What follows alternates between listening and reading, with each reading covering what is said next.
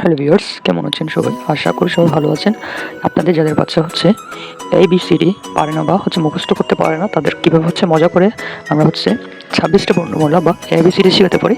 So আসুন, প্রথম আমরা কীভাবে সহজে তাদেরকে একটা চিত্রের মাধ্যমে ABCD শেখাতে পারি। তাহলে দেখা যাক। ফার্স্ট অফ অল আমরা লিখে নিব এই যে প্রথমত আমরা একটা এ লিখে নিয়েছি, বন্ধুরা দেখতে পাচ্ছেন।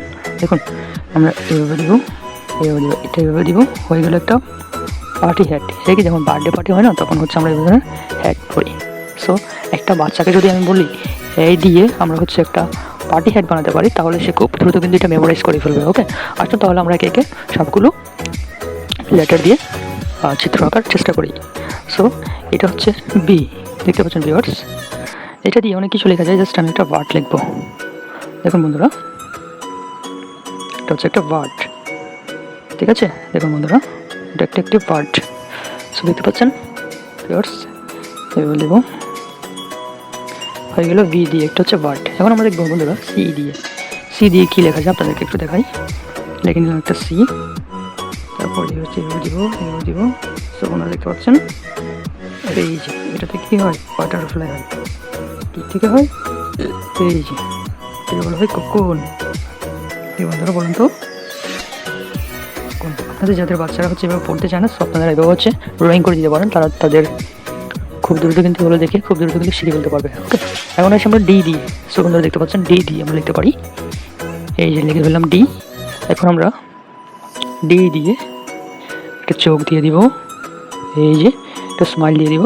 এটাকে বলা হয় কি বলুন তো? এটাকে জেলিফিশ না? এই যে দেখতে পাচ্ছেন ভিউয়ার্স, কত সুন্দর করে কিন্তু আমরা অ্যালফাবেটগুলো দিয়ে আমরা ড্রয়িং করে ফেলতেছি, ঠিক আছে? এই যে এটা ই, দেখতে পাচ্ছেন ভিউয়ার্স। ই দিয়ে আমরা বানাবো, এভাবে দিব। তারপর এখানে একটা ঘর দিয়ে দিব, দরজা দিয়ে দিব। এইগুলো একটা ঘর। দেখুন বন্ধুরা, খুব সহজে কিন্তু আমরা ই দিয়ে একটা ঘর লিখে ফেলেছি। আসুন আমরা লিখি এফ। এটা এফ। বন্ধুরা, আপনারা নিজেরাই চেষ্টা করুন তো কী হতে পারে। হ্যাঁ, আপনি সঠিক বলেছেন। এভাবে দিয়ে দিব, হয়ে গেল একটা ফ্ল্যাগ। এটা আমাদের কি জাতীয় পতাকা বন্ধুরা, ঠিক আছে?